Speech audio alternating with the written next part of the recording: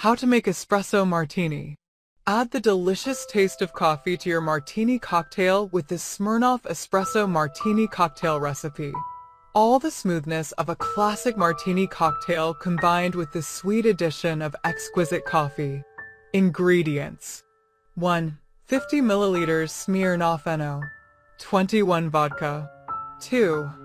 25 milliliters coffee liqueur. 3. 15 milliliters sugar syrup. 4. 35 milliliters fresh espresso. 5. 3 coffee beans for garnish. How to prepare: 1.